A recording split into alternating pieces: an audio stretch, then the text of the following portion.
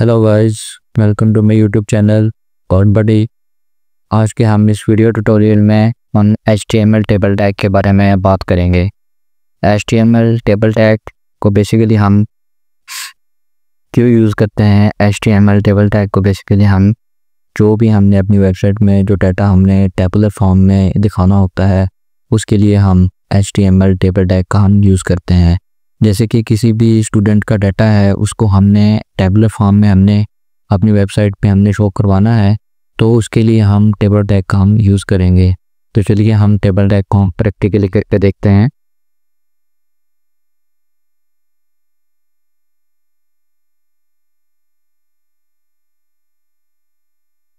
यहाँ पर मैं एक नया डॉक्यूमेंट क्रिएट कर लेता हूँ और अपने टाइटल टैग से मैं स्टार्ट करता हूँ उसको। टाइटल टैग में मैं जैसे यहाँ पर लिख लेता हूँ टेबल,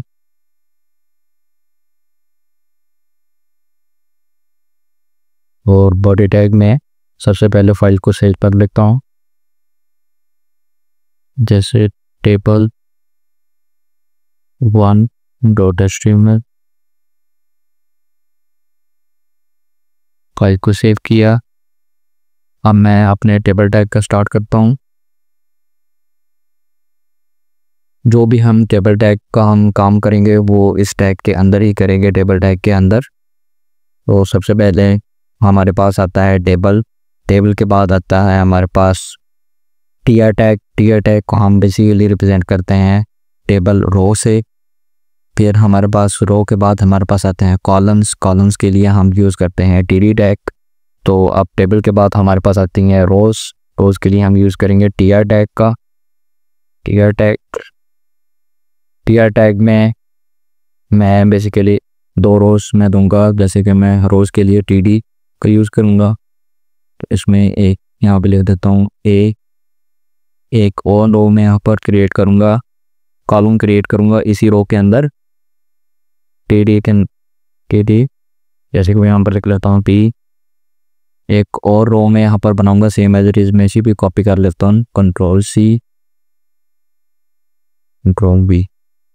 ये मेरे पास दूसरी रो मेरे पास आ चुकी है और ये मेरे पास थर्ड कॉलम C।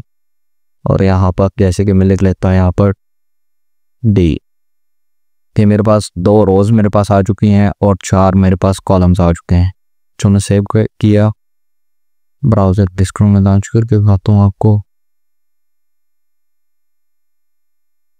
तो ये आप देख सकते हैं कि ये हमारे पास सक्सेसफुली आ चुकी हैं ABCD। अभी तो आपको ये इतना क्लियर नहीं हो रहा होगा क्योंकि आपने जो भी अपने टेबल्स देखे होंगे उनके साइडों पे आपके पास बॉर्डर लगा हुआ होता है। तो अभी हम भी यहाँ पर बॉर्डर ऐड कर देते हैं इसमें। जैसे कि टेबल में हमारे पास प्रॉपर्टी आती है बॉर्डर के नाम से। बॉर्डर जैसे कि मैं यहाँ पर लिख देता हूँ 1 पिक्सल और को सेव किया, फ्रेश किया। तो ये देखें कि यहाँ पर बॉर्डर हमारे पास लग चुका है। अब बॉर्डर आप यहाँ पर लेंथ इसकी जितनी मर्जी आप यहाँ पर सेट कर सकते हैं, जैसे कि मैं यहाँ पर 30 पिक्सल दिन सेट कर सकता हूँ। फ्रेश किया, ये आप देख सकते हैं। तो ये थी बॉर्डर की प्रॉपर्टी। तो यहाँ पर मैं अभी तो मैं 1 ही कर देता हूँ। तो बॉर्डर के बाद मैं अब आपको यहाँ पर दिखाता हूँ कि टीडी के अंदर हम यहाँ पर थोड़ा सा हम डाटा यहाँ पर एंटर कर देते हैं। तो डाटा एंटर करने के लिए हम वही अपनी लॉरियल लिप्सन वाली वेबसाइट से हम डमी टेक्स्ट उठाएंगे।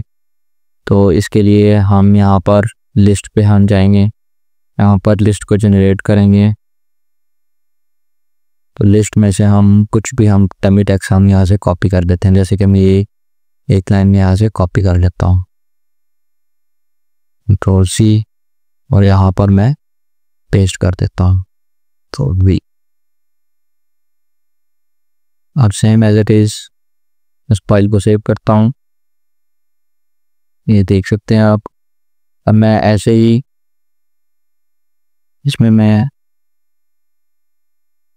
थर्ड रो में मैं कुछ डाटा एंटर कर देता हूँ, जैसे कि यहाँ से ही मैं लोडिंग लिप्सन से दिखाऊँगा। Control C.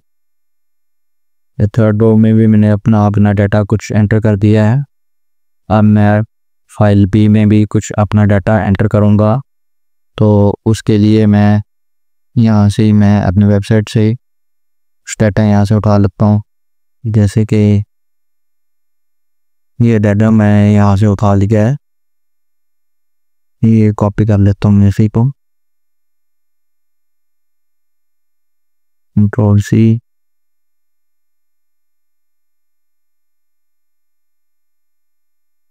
यहाँ पर मैं थोड़ा सा और डाटा यहाँ पर डाल देता हूँ, जैसे कंट्रोल बी। फाइल सेव किया, मैं उसे रन कर बताता हूँ। तो ये आप देख सकते हैं कि ये डाटा हमारे पास सक्सेसफुली यहाँ पर आ चुका है। अब मैं यहाँ पर सी में मैं थोड़ा सा और डाटा यहाँ पर एंटर कर देता हूँ। जैसे फाइल को सेव किया, इसको रिफ्रेश करता हूँ, थोड़ा सा और डाटा यहाँ पर एंटर कर देते हैं। उसी में सेव किया, रिफ्रेश किया, तो ये आप देख सकते हैं कि यहाँ पर डाटा हमारे पास एंटर हो चुका है। और जो विड्थ है हमारे पास, वो हमारे पास फुल स्क्रीन की है, हमारे पास विड्थ ले रही है। तो हम यहाँ पर विड्थ भी हम इसकी सेट कर देते हैं। विड्थ की भी हमारे पास यहाँ पर प्रॉपर्टी आती है विड्थ के नाम से, जैसे हम इसकी विड्थ भी हम यहाँ पर सेट कर सकते हैं। जैसे मैं यहाँ पर लिख लेता हूँ विड्थ,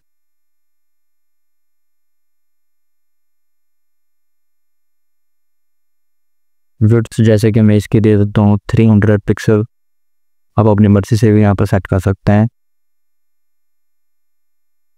फाइल को रिफ्रेश किया तो ये आप देख सकते हैं कि इसकी विड्थ जो है वो 300 पिक्सल हो चुकी है। अब आप ये देख रहे हैं कि ये जो टेक्स्ट है ये आपका सेंटर में आ गया है यहाँ से। तो आप चाहते हैं कि ये टेक्स्ट मेरा स्टार्टिंग से ये यहाँ से मेरा शुरू हो, स्टार्ट से शुरू हो, ना कि सेंटर से शुरू हो। तो इसके लिए भी हमारे पास एक प्रॉपर्टी आती है वी अलाइन के नाम से। तो इसको हम इस टीडी के अंदर हम लगाएंगे वी अलाइन।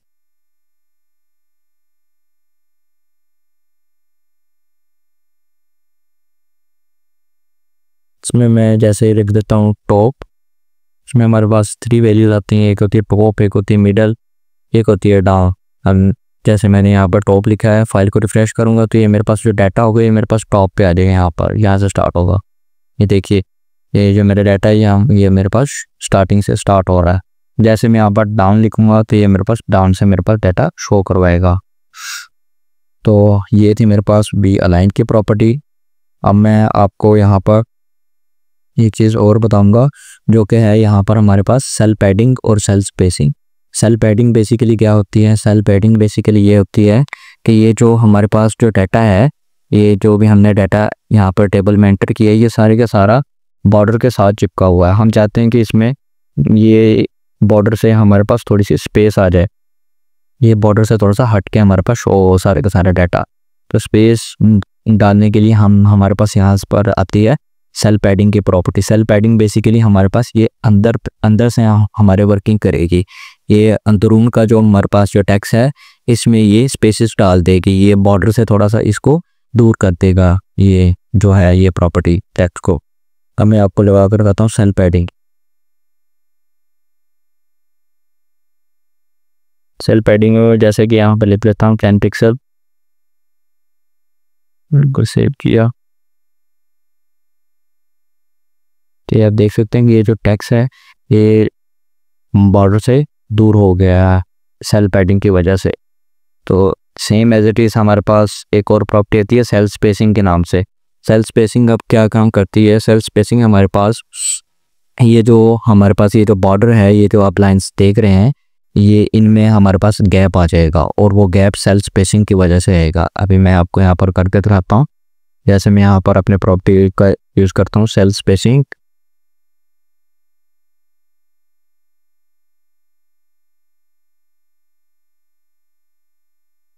जैसे यहाँ पर मैं लिख सकता हूँ 10 पिक्सल, को सेव किया, इसको रिफ्रेश किया तो ये आप देख सकते हैं कि यहाँ पर बॉर्डर में भी यहाँ पर हमारे पास गैप आ चुका है। तो ये थी सेल पैडिंग और सेल स्पेसिंग हमारे पास। अब अलाइनमेंट के लिए भी हमारे पास एक प्रॉपर्टी आती है जिसका नाम है अलाइन प्रॉपर्टी। उसका मैं आपको यूज़ करके दिखाता हूँ।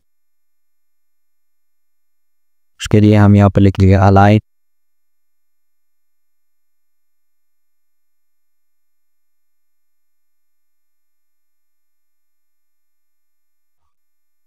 चलिए इसको हम ऑर्डर के बाद देंगे।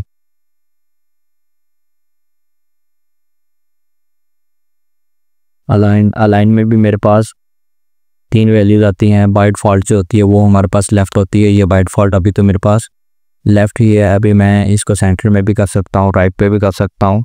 यहाँ पर मैं लिखता हूँ कि सेंटर करके बताता हूँ मैं आपको। तो ये मेरे पास सेंटर हो चुका है। अभी मैं इसको लेफ़्ट भी राइट भी मैं इसको करके दिखाता हूँ आपको।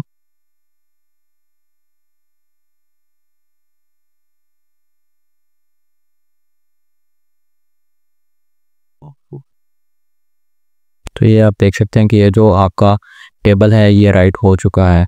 तो ये थी हमारे पास अलाइनमेंट की प्रॉपर्टी। तो इसके बाद हमारे पास एक और प्रॉपर्टी आती है बीजी कलर के नाम से। ये क्या काम करती है, ये हमारा जो बैकग्राउंड होता है उसमें ये कलर हमें ये शो कर देगी। अभी मैं इसको लेफ़्ट कर देता हूँ, सेंटर कर देता हूँ, सेंटर को सेव किया, फिश करता हूँ तो ये सेंटर में आ चुका है हमारे पास। तो अब मैं चाहता हूँ कि इसके बैकग्राउंड के ऊपर मैं सारे के ऊपर मैं कुछ कलर्स ऐड कर दूँ। तो कलर्स के लिए मेरे पास प्रॉपर्टी आती है बीजी कलर के नाम से। यहाँ पर मैं लगा कर दिखाता हूँ आपको, बीजी